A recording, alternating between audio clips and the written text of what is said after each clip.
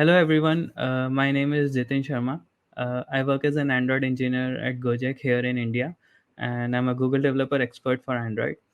I'm gonna talk. This talk is around code minification, R8, Proguard, and all that stuff. And the brief outline about this talk is I'm gonna make a small introduction around what code obfuscation and minification is, what kind of tools do we use to do these things, and what kind of rules we use to configure them.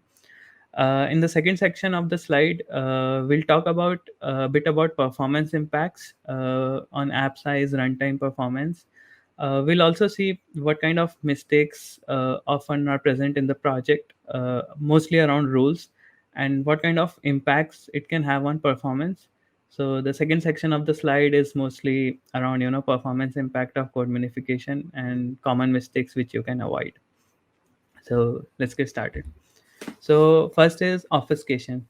So to understand obfuscation, we look at life cycle of our code. So that's a in a general Android project. Mostly we are now writing Kotlin code, which gets converted into class file bytecode and then a Dex file bytecode, which is proprietary to Android. Uh, Dex is a bytecode format, and along with Dex and resources is what generally is present in our APK along with some other files. So if you want to move this process in a reverse manner, Dex, which is a bytecode, is usually not readable in nature. But we can use disassemblers like ddexer or smali to get an intermediate representation of bytecode, which is sort of human readable but still not still sort of a bytecode intermediate bytecode format. Or we could use tools like JDAX, which can directly give you Java source files out of Dex bytecode. So the presence of these reverse engineering tools is what gives birth to obfuscation. So obfuscation is just a means for avoiding if someone reverse engineers your code or your application. You might want to avoid them to know about some sort of proprietary code which you might have, your strings or API models. So it's not a silver bullet. It won't solve all of your problem. It's just another way to make your application less hackable in nature. And obfuscation is actually a very simple thing. It's just rewrites every piece of code which is written in your source.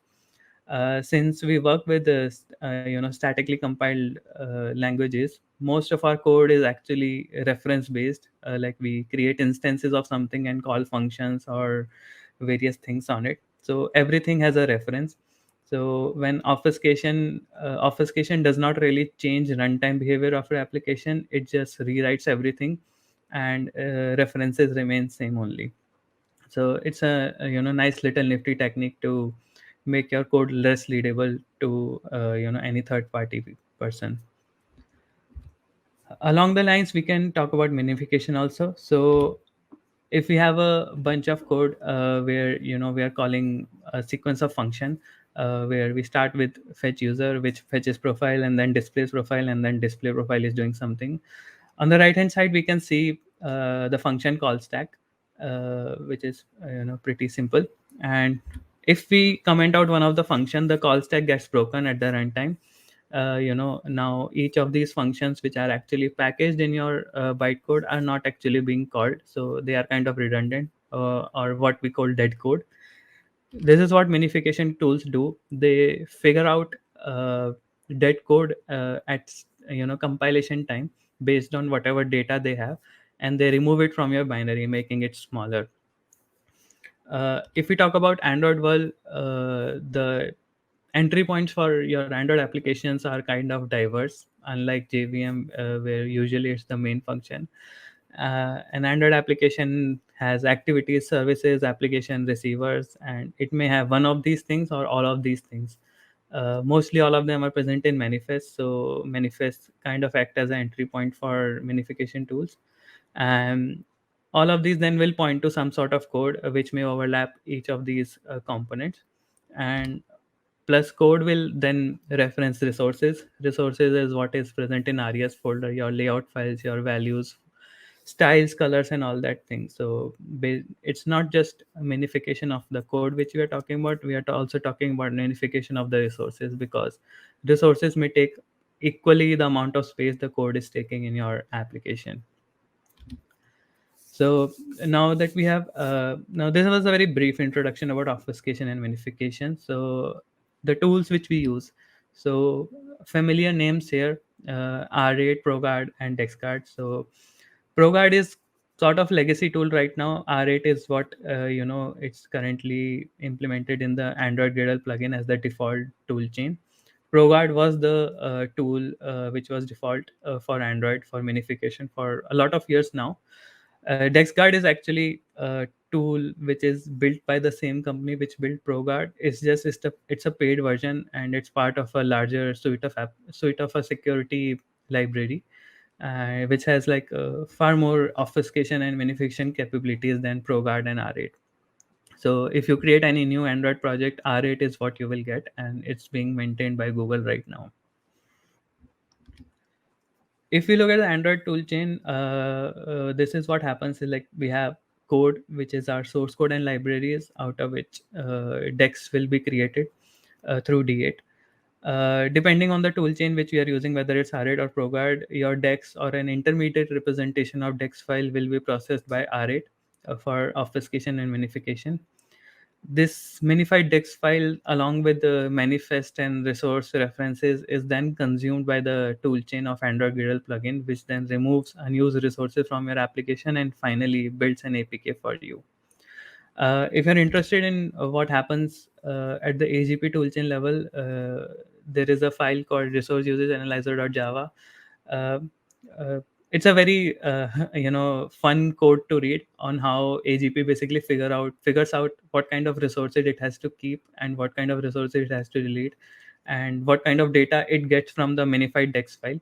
So R8 actually is only a code minifier. It's not actually a resource minifier. Resource minification happens at a completely different level within Android Gradle plugin. So yeah. Now rules. Uh, we have now defined that we have a certain set of minification and obfuscation tools, and we mostly write code which is statically compiled and via references. So these tools can actually create a graph out of entry points of your application. For Android, the entry points are defined in manifest file, and from the entry point they can basically figure out the execution path as well at a compilation level. So basically it's quite easy for them to figure out what needs to be deleted and what not. But certain situation it becomes problematic for them, and those situations are when we use reflection. So with reflection we kind of break away from our instances and references, because we can initialize a class name using a string. We can create methods which are plain objects and then invoke them to create types. So in this case it's becomes a bit problematic for minification tools to figure out what it has to delete. It might end up deleting classes which are accessed using reflection, and it can happen for anything. Reflection is true for classes, fields, interfaces, functions, everything. So this is where rules come into place, where for things like these we need to provide rules, and we need to inform the minification tool that don't delete it. I'm not going to get into a lot of details about rules, because that might need a separate session itself. But if you're already using R8 or Proguard in your project, you are probably already aware of these rules. These are very basic rules. Keep class, which allows you to keep class, or keep class members, which you can use for keeping class members, and attributes for annotations and warnings. There are hundreds of other rules which can be configured. Again, not going into detail of that. This session is about something different. So now we have set up this stage where we have our obfuscation and minification tools and what they are supposed to do. We already know that, and in case there are edge cases like reflection, we can write rules to inform these tools of what they should do. Now let's look at a question of optimization and performance. So what kind of impacts these tools will have on our performance, since they are processing all of our code, not just our source code but even every library which our application is consuming. The performance impacts are actually quite huge on this. So from now until few next slides, I'm going to be presenting certain benchmark results. So all these benchmark results are based on a testbed project. It's a project which I generated using Android Studio Poet library. So the idea behind this project is that it kind of emulates all the modern libraries which all the most of the projects might be using, but it's not trying to emulate your project or any other project in a manner. Rather, we'll try to find out using this project as a base that how much our application gets affected using Proguard, R8, and the different kinds of rules according to that. So this is just a representation. This is a project which has 20 modules, 100 classes, 6,000 methods, and it uses all these things. So using this project, we build it, and we come up with this first benchmark where we build the non-minified application, then we build minified application, and then we build minified plus shrinked. All of these are built in the release mode. We are doing everything in the release mode, nothing on the debug mode. Minified plus shrinked is where we turn on code minification plus resource shrinking, which deletes unused resource as well. And minified is the one where we are only shrinking the code. So what we observe is that between the top non-minified and the bottom most minified, where everything is shrunk down, we see size reduction of 45%, and app launch, which is the screen load time in this case, reduced by 39%. Now size reduction is something which we expect, right? Because we are deleting a bunch of unused thing from our code as well as all the third party libraries which we have integrated.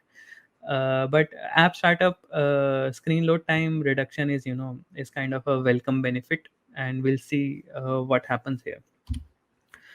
So when we talk about minification tools like R8 and Proguard, they not only delete unused or dead code. I mean, they do delete unused and dead code, but they also perform a bunch of optimization on the existing code as well, which is done at bytecode level. So it happens at your source code level as well as all the libraries which are importing at. So one thing is code inlining.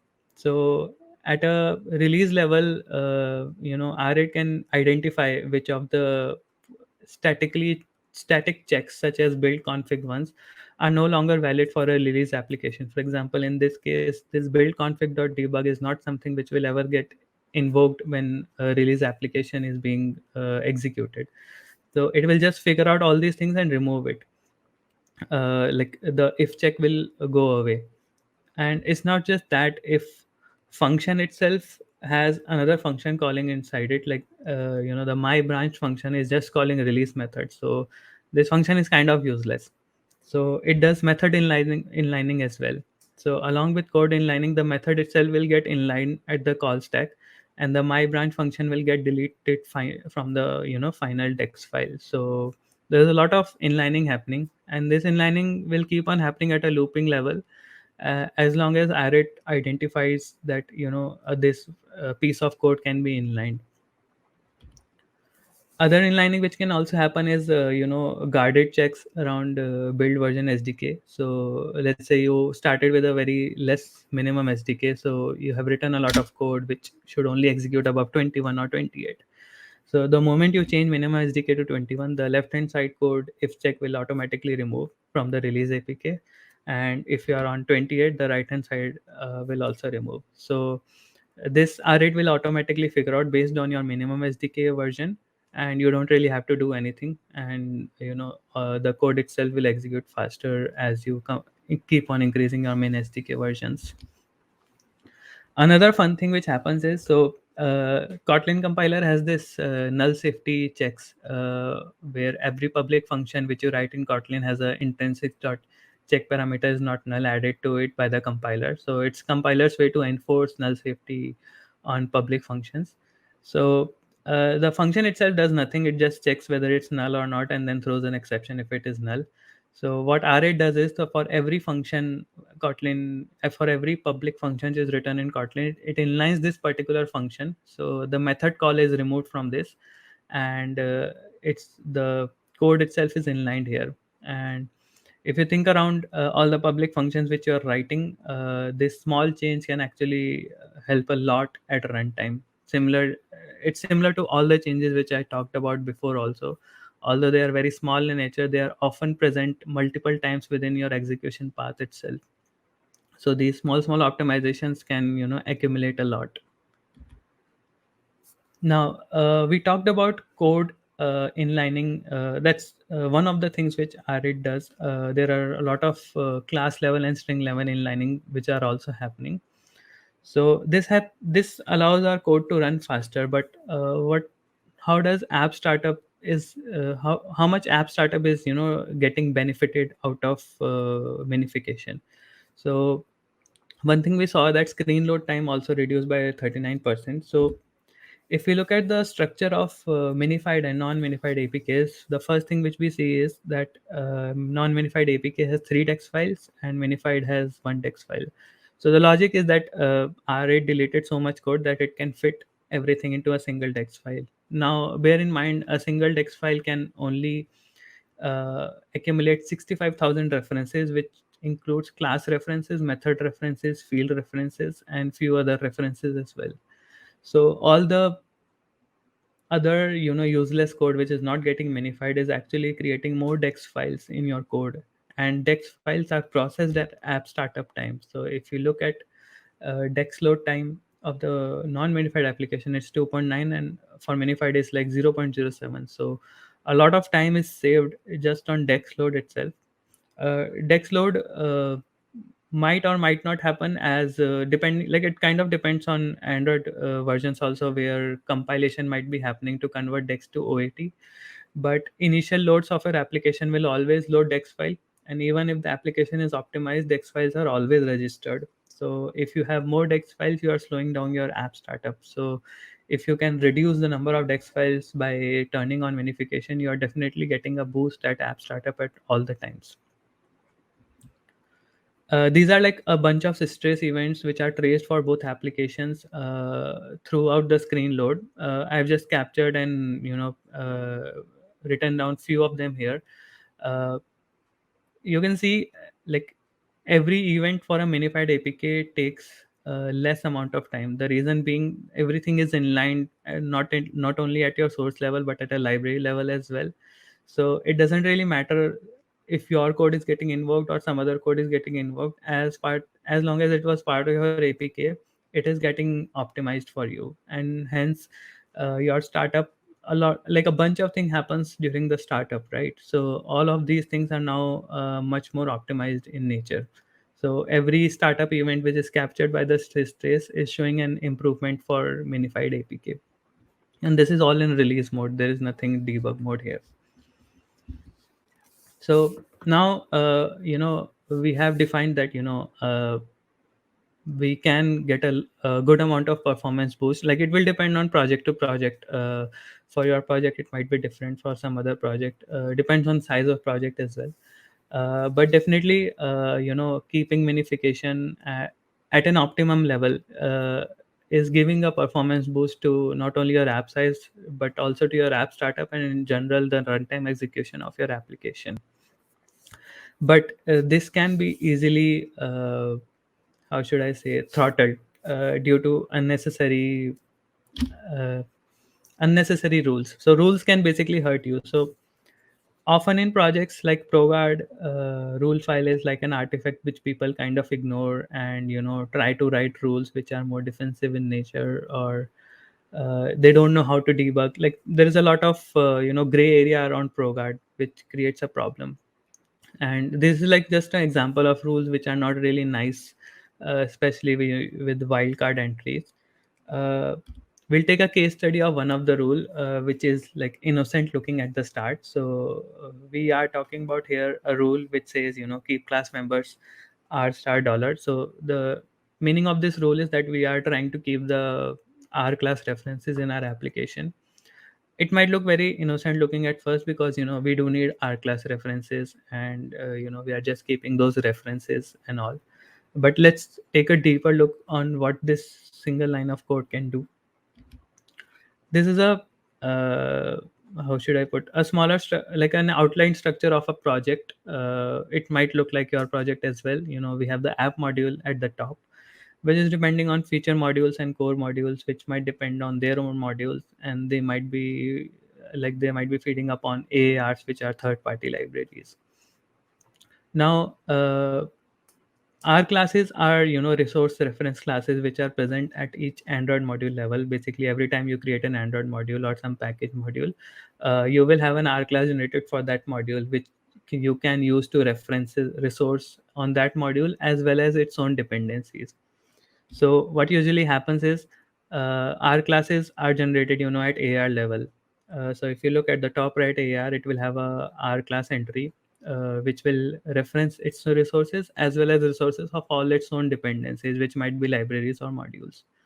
Now, module 3 depends on this AR. So the moment module 3 depends on its AR, module 3 using its package directive can actually access the resources of AR. How this happens is that the references from AR are copied over to the R class entry of module 3. And from module 3, the same thing happens to module 1. So module 1 has R class entry of module 3, and then module AR also. And then this goes to app module. Now, this thing happens for each and every module, and it is duplicated at each module level. So even if the AAR is feeding directly to app module as well as to module 3, its references will be present twice because they are dependent on package name also. So it's kind of how Android toolchain is. The major reason why this happens is that this allows you to access R classes with the same package name at a module level, because it's copying over everything. So you can use your own package name where you're writing the code, and you can access every resource of every dependency which is present in that module. But it creates a duplicacy at such higher level that the R class entry in the main app module can go into tens and hundreds of thousands, and fairly large project, it can even go to millions of entries of R classes. So now, if you remember our case study where we are, this innocent looking rule which says, let's just keep the R class entries, it might end up keeping thousands of references, tens and thousands of hundreds of thousands of references, even for a medium sized project. So if we look at our project, we had a non-minified one which had these benchmarks, and a minified one which has these benchmarks. Now we'll create another APK which is minified but with the faulty rule which we just show. So what we see is, like, our app size increased by 3% only, but our screen load time actually increased by 34%. So what actually happened here is, first of all, the amount of dex files in the APK increased by 1.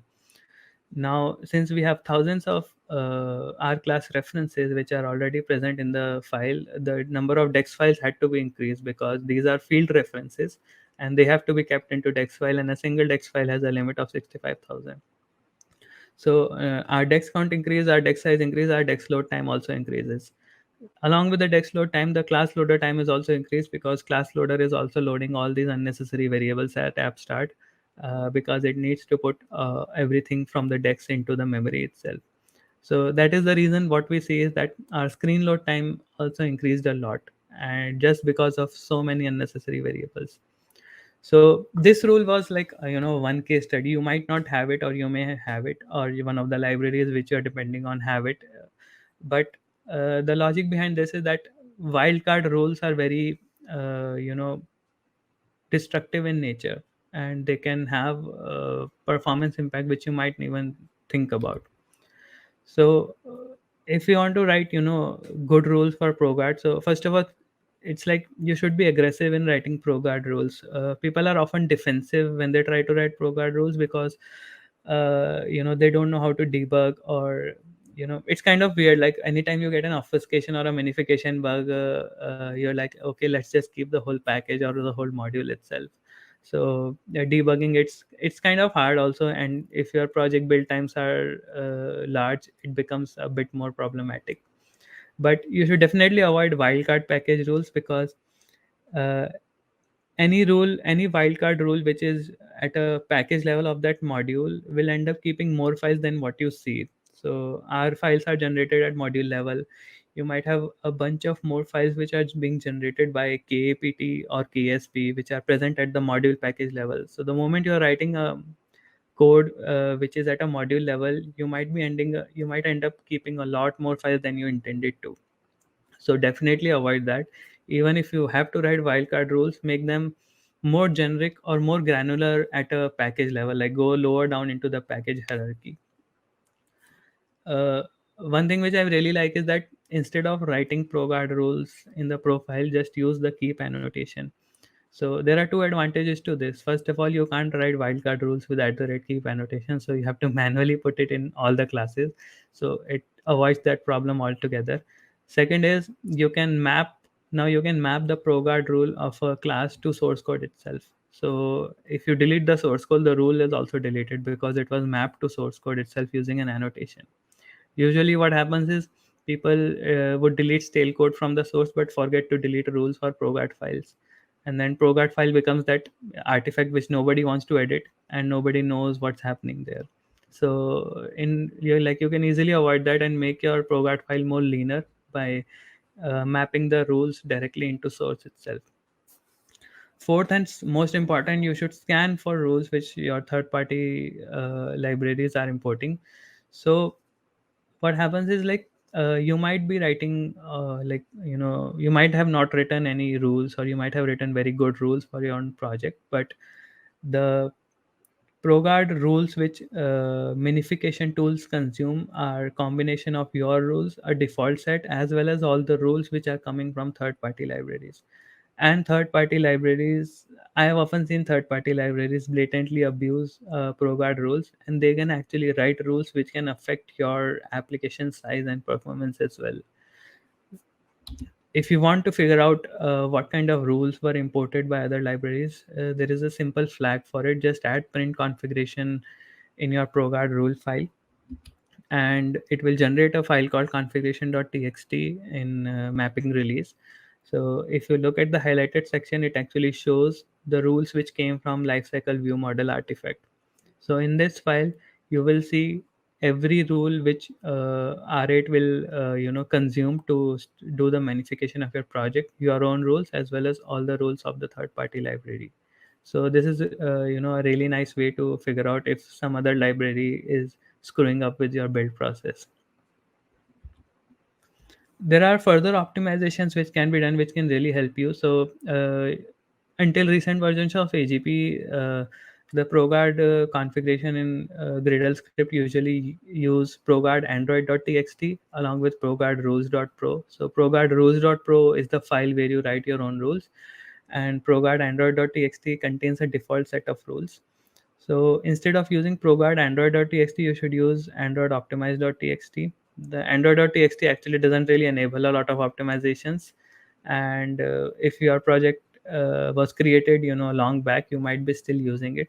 Instead, you should try to use Optimize.txt, which will enable a lot of optimization and shrink down your code as well as give a boost on runtime performance as well. You might want to test your application if you are doing this change in case something weird is happening. But yeah, you should. I think AGP 7 by default uses Optimize, but older versions do not. You can enable something called full mode if you're using R8. So what happens in full mode, resource shrinker becomes more strict in the kind of PNGs or drawables it needs to delete. By default is very lenient, and it does not really delete a lot of unused resources. Especially it considers reflection to be, it's like more lenient on the reflection side access of resources. So full mode will give you more optimization level on this thing. So you should also try this. Debugging rules. So often, if you're facing a Proguard issue, or even if you have added a library or a bunch of code where reflection is introduced, what you can do is you can add this flag called add configuration debugging. So with this, what Proguard or R8 will do is it will try to figure out over your source code where reflection was used and where rules for it should have been added. So I have copy pasted a a console output from my project, where it's telling that these classes should have been retained, or these attributes should have been retained by Proguard. So it's a nice way for Proguard to tell you that you're doing this wrong. So it might not tell you everything, but it's a good start in case you're looking for debugging things. One more tool which I like is Proguard Playground. If you have not seen this website, you should definitely visit it, playground.proguard.com. So what you can do is you can just drop your APK here, and on the right hand side, it will just show you all the packages in your application, and all these things. And in the editor, you can either write your own rules or copy paste your existing rule file. So it will process the rule file, and at the right hand side level, it will tell you, how many files or how many packages are being kept due to your rules. So it's a nice way to basically debug through your whole application if you're trying, if you're keeping files which should not have been kept. It also shows, if you look at the bottom right corner, modifiers, like allow obfuscation, allow shrinking, allow optimization. So one thing what happens is, like, keep class ends up disabling all optimizations, because that's how it works. So but you can do something like keep class and allow obfuscation, allow shrinking, or allow optimization, depending on your use case. If you're using name based reflection, then you might not want to keep obfuscation, but you can still use optimization to inline variables. So this is also, it also highlights these at each file level. So it tells you that you could enable these in case it's needed. So yeah, overall this is a really good tool to, it's just a browser interface, so you can just go through it and it will tell you everything. Further reading, you can just go through the developer documentation, which is really nice. And there are these two articles. So on Jake Barton's blog, you can search for R8 optimization. He has written like 7 8 articles on R8 optimization. I covered a few of these in the slide before, but there is a lot more stuff around class and string optimization, which I have not covered. It's really detailed in nature. So if you want to go into those details on how R8 optimizes everything, this is a really nice read. And yeah, definitely, I hope you are using Minification. And it I personally worked on this on my work project, and we have seen real gains in production apps by just fixing our rules, something which we never thought of doing, but we stumbled upon it and we did it, and it really helped us out, especially in today's scenario. I was just talking about this before starting my presentation, that uh, nowadays we are using more and more libraries which are packaged into the APK, unlike previous days where a lot of UI code like text view and all that stuff is already packaged at the OS level and we were using it. But now with the app compat, material design, and now compose, all of the UI core code is actually being shipped with the APK. So your APKs are getting huge, and they are not as optimized because they are not really present at the OS level. Whatever is present at OS level is already optimized at OS, but whatever is present in APK is not optimized. So running optimizations on these libraries can give you a lot of gains at performance, which are visible as well. So definitely go forward to it. uh, this is all from my side. Yeah, you can contact me on Twitter later. I'll be here if anyone has any questions, and anyone wants to discuss anything on this. But yeah, if you want to talk to me later, you can contact me here on Twitter. So yeah, thank you. This is from all from my side. Thank you. Thank you for the great talk, Jitin. So I see there's only one question yet in the Q&A section, but please, I'm asking the audience, if you have any questions, please feel free to post. But I'll let you have some time to think about questions. And until that, I actually want to ask a question. So, Jitin, I was wondering, how do you test the Toga rules? Do you have any practices on that? So I have in past used Proguard Playground. But like you might not be able to put your work application there if you have some security level rules, because it's an open website, right? But as a side project, if you want to test certain rules in isolation, then uh, that Proguard Playground is the best thing, because it's like an interface, right? So it's easier to look at it. So I have personally used it and found it very useful. Secondly, ad configuration debugging is also something which I have used earlier. It helps me figure out any reflection related use cases. It's not I won't say it's like accurate, it will tell you everything, but it's a step in the right direction. I see. Okay. I also personally encountered the problem of having some issues with the Proguard enabled release version of the application, which was not reproducible on Hmm. debug build. Hmm. And just maybe to add something, in my experience, I think it's also a reasonable idea to create another build type that is also release build, but not the real release build, so it doesn't have the security issue maybe or similar of creating a real release build in the developer environment, but it also has ProGuard enabled, so you can test about those things if I can add. Okay, we have two questions now, Hmm. but the questions are still open, so if you have anything, please feel free to add, and you can also upvote questions that you want to answer. So let us see the first question. Have you encountered any memorable bugs introduced from adding R8? Um, mm, from adding R8,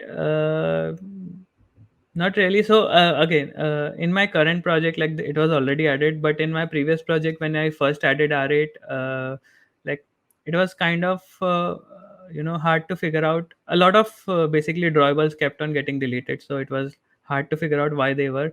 And then I realized, like those drawables were basically being accessed using context.get resources.get identifier, which is a reflection way to access the drawables.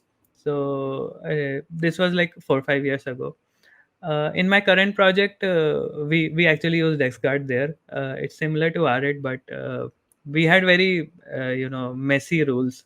So fixing them was pain, but we did achieve a lot. And one thing what would happen is, like if you write wildcard import rules at package level, right? So it ends up keeping a lot more files at library level also. So then if you're trying to fix one thing, like you remove all those rules because you feel they are not really relevant, and then some other thing in some other flow will breaks up because that rule was keeping some file which it was not supposed to keep. And now those files actually need a different rule, because we faced this with one of the socket libraries which we were using. So that was one memorable thing, like you fix one thing and other breaks. So yeah. Yeah, that's always fun. Yeah. Okay, so another question. Do you by chance have any ideas why the new project default template has minifying enabled set to false when minification has or especially considering minification has such a significant optimization effects? Yeah, I have no answer. Like, ask Google. They create the template, Android Studio team. But I guess they want to play it safe, with minify enabled false, because minification can have certain impacts. So, like, it's usually safer. Like, I personally, I've not really faced any blocking issue with minification, but I think it's to be just on the safe side. They keep it as false. That's all I can say. I agree. I pretty much agree. And I would like to add that, when you just create test project, for example, there's really no need to add minification. So Hmm. I agree with their choice, Yeah, to yeah, be honest. But I would also agree that in a real production project, it has very big benefits of enabling it. So yeah, yeah, yeah. okay, so we do receive two more questions, three now. So from Rohan Bhagat, hope I pronounced this right, but sorry if not. So have you used Minify enabled for dynamic delivery project? We don't really have dynamic delivery right now, but the way I see it, With dynamic delivery, okay. Hmm. I don't really have an answer, to be honest, because I have not used it. But I understand the where this question is coming from, because dynamic delivery means you're separating out the whole module to be delivered separately. I haven't really thought about it, but maybe I can answer you later if you can. If I'm able to contact you a bit later. I Yeah, have I to. think I think it's fine. Yeah, You yeah, will stick around after a little bit, right? yeah, yeah. I will stick around. Yes. Okay, then feel free to ask Yeah, again and yeah. maybe next time. Okay, so next one from Ahmed Adil. What about Proguard in Android library development? Hmm. Should we do something specific to make integrators integrate with our libraries easily? Yeah, yeah, definitely you can. So one of my pain points working with ProGuard is like all the third-party libraries often write defensive ProGuard rules, and sometimes like they are too defensive in nature, and they can actually end up creating performance issues for your host app. So first of all, at a library level, I don't think you need minification unless it's like a finance or a security library where you need to obfuscate your code. If it's like a general purpose library, don't enable ProGuard on it.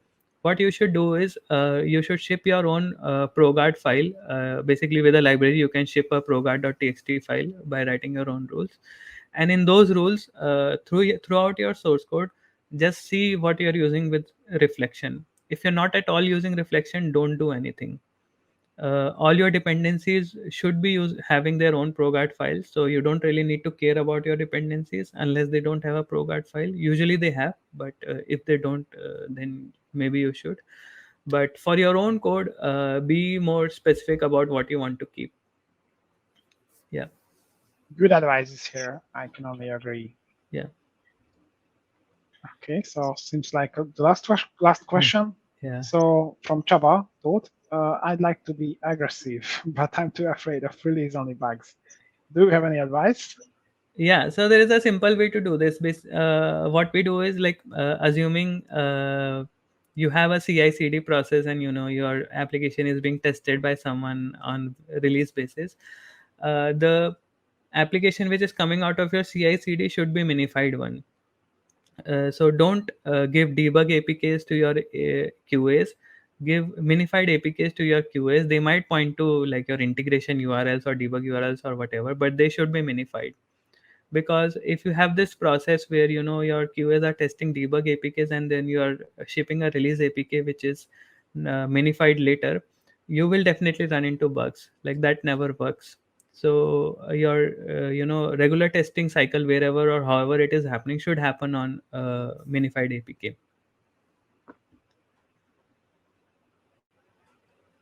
Okay, so that's all for tonight, I think.